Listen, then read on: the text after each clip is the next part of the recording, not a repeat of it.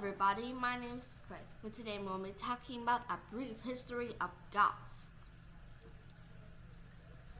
Well, probably you've heard of the word goth before, and once have seen a video of some animation goths before, right?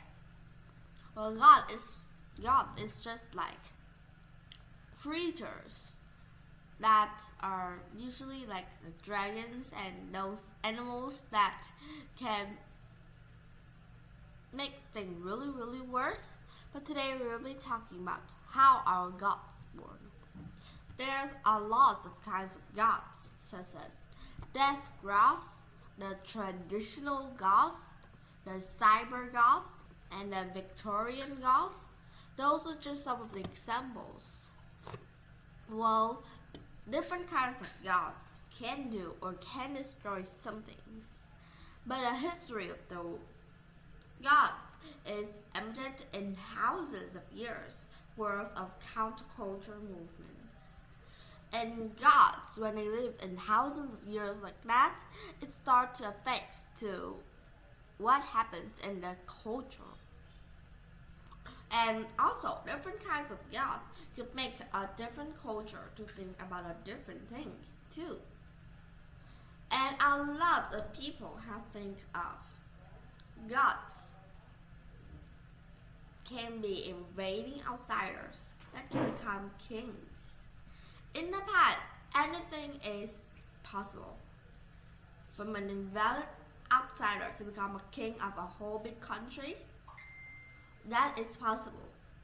From a children that's adopted to a princess of the king, it's also accepted. And also, goth is an animal in the past that have different shapes too. Well, from invalid outsiders that can become king, such as goth becoming king, is something that's really easy to understand.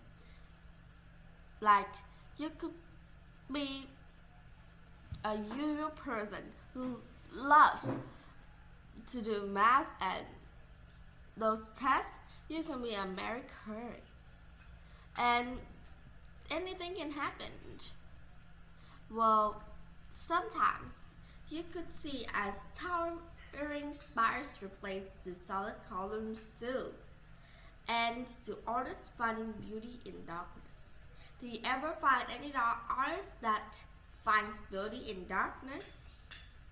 Or any artist that draw in darkness? If really is, then that artist is really special. And it's just kind of like a goth. They're really different and also strange too, but not cringy. They're just strange. You understand that? And the history of the Gothic is embedded by different kinds of goths, like I've listed to you. And goth can affect to your cultural movements and what happens to you. Goth is a kind of animals that looks like this. Goths are people that now these days can also be people that are inside our life. Usually a person who has a strange style that they love black on their makeup and black on their hair, even when it's not their natural hair. They love to wear gothy clothes. That is a goth person. And usually when we meet those person, sometimes people could say that, oh, that is a goth. That may sound really bad to other people. So never tell that to people who have a goth styles, because it's their styles. And I really appreciate it. The style of goth is usually described as people who have black all over the body, even on their makeup and on their lipsticks, such as this woman, you can see that she's not wearing anything that's cute, right? Goth is just like a way of cool, but even better. And goth have been a style in the really past.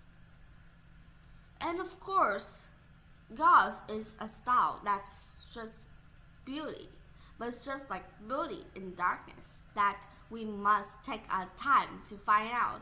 And not every person who have a style of goth is a bad person. Not really.